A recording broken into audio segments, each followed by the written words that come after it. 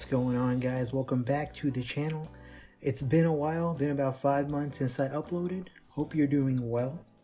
Before we get into today's review, I wanted to say that I'm not going to be able to upload a video every week, every Friday anymore. It's just not a pace that I can keep up with, but I will be uploading pretty much whenever I feel like it, honestly. So hope you guys understand, and it's good to have you back. Let's get into the review. Today we're reviewing Spiderland by Slint.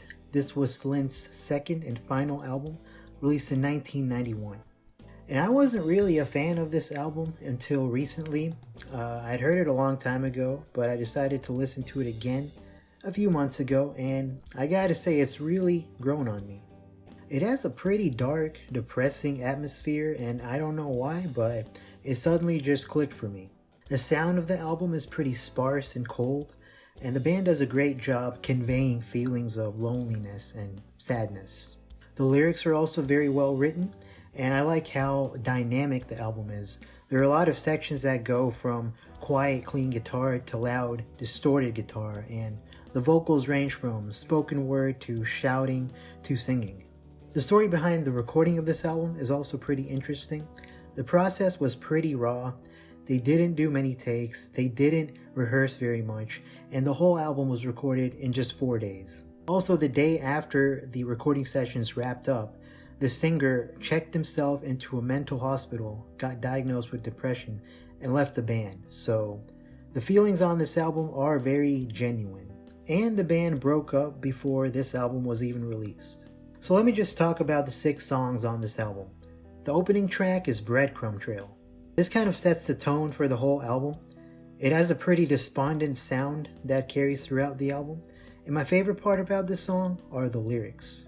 They tell a story about a boy who goes to visit a carnival, meets a fortune teller girl, and rides a roller coaster with her. They're pretty simple, but to me they really represent this loss of childhood and innocence. It kind of sounds like some fond childhood memory you would look back on years later and remember fondly. The second track is Nosferatu Man. This is another solid track. The way the guitar riffs are written and the way the vocals are delivered give it a sort of a creepy sound. There's also a cool breakdown section at the end of this one.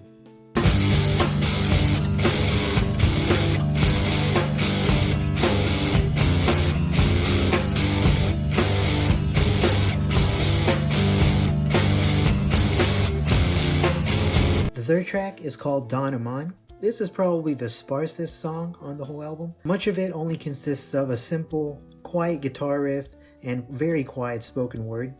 And again, I like the lyrics here.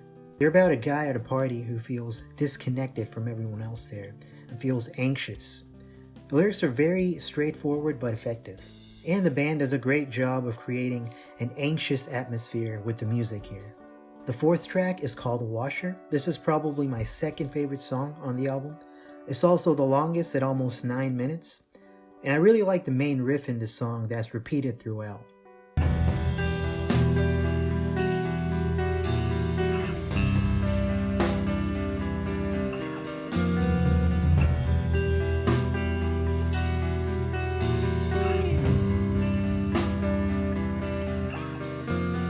I also think the song does a great job of creating a hopeless atmosphere. It's probably the saddest song here, and the lyrics and the music. It also builds up really nicely to a very loud, distorted climax. The fifth track is called For Dinner. This is an instrumental song, and to be honest, it's probably the only one on this album that I don't really care for. The riffs here just don't really connect with me, but I do see the purpose of the song. It feels like a moment of calm before the final explosive finale. And the final track on the album is Good Morning Captain. This song's perfect. This is a 10 out of 10. I mean, I love this song. It's the most energetic song here. The riffs are very simple but very effective. The drum beat is really cool. The song almost has a catchy groove. And the lyrics again here are excellent. It tells the story of a ship captain who gets shipwrecked and loses his ship and his crew.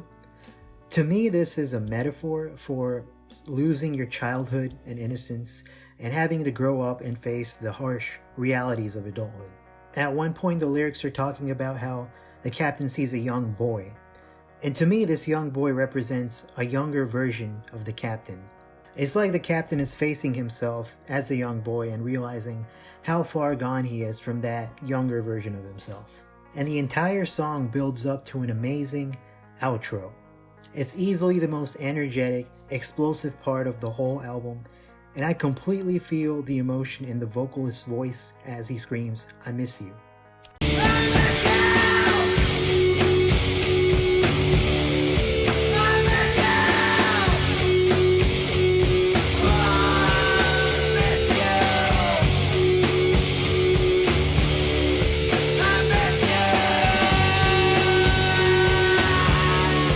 Overall, I've come to like this album. It's still not one of my all-time favorites or anything, but I definitely appreciate and connect with it now. I'm gonna give Spiderland a 7.6 out of 10. Guys, thank you very much for watching. Good to be back after a long time, and I'm sure I'll see you again at some point. If you want to see more reviews like this and other fun videos like tier lists, go ahead and subscribe. Other than that, I'll catch you later and have a nice day.